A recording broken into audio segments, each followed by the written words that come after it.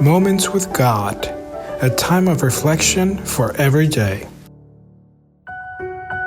January 14th. Intemperate authorities.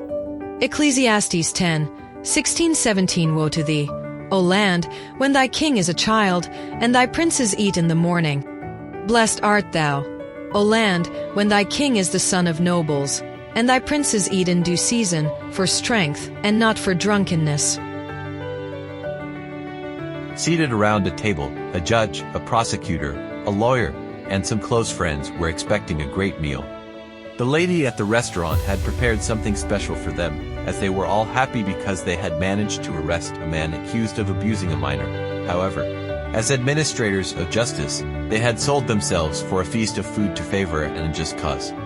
The teenager had lied. The parents knew it was not true. The evidence did not indicate guilt, and yet they condemned the innocent man.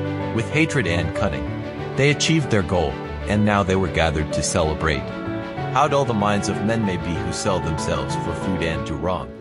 When the indulgence of delicate foods and delicacies is a vice that cannot be overcome, people who hold public office act improperly and do things that wrong innocent people.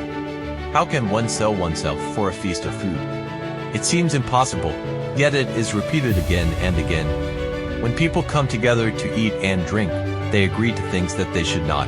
Only strictly temperate and upright men should be admitted into our legislative chambers and elected to preside over our courts. Property, reputation, and even life itself are insecurely left to the judgment of intemperate and immoral men. How many innocent people have been condemned to death? How many more have been deprived of all their earthly possessions by the injustice of juries, lawyers, witnesses, and even judges addicted to drink? One may think that they are only sold for money, and yet there are other vices as well by which they are led astray. Intemperance in eating and drinking causes incalculable damage, not only to health, but to people's decisions. The mind of a drunkard and glutton is dulled to correct judgment. He does not enter into true reason, and although he often realizes that it is wrong, he still does it, because he made a commitment at a meeting of food or drink. For example, the great King Herod, who had much respect for John the Baptist, despite receiving messages of rebuke, never wanted to kill him, and yet, under the influence of food and wine, he pledged before the multitude of princes who were also drunk and gluttonous, that he would give anything to Princess Salome. She asked him for the head of John the Baptist, and the king was not able to retract his commitment. Those who hold public offices of trust should be careful that they do not forget the law and pervert judgment by wine and strong drink. Rulers and judges should always be in a position to follow the Lord's direction. You shall not afflict any widow or orphan. For if you afflict them, and they cry out to me, I will surely hear their cry. And my anger will be kindled, and I will kill you with the sword.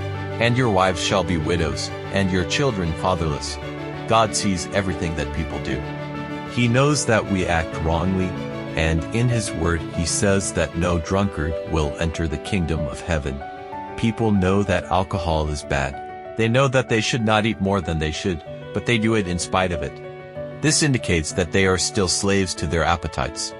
It can be overcome. Temperance is a gift from God for all who recognize that they are wrong and need new habits of life. We need to always entrust ourselves to the Lord, asking for His power to act in us. Amen. Thank you for listening to this audio. We invite you to share with your contacts and visit the website BibleWell.com.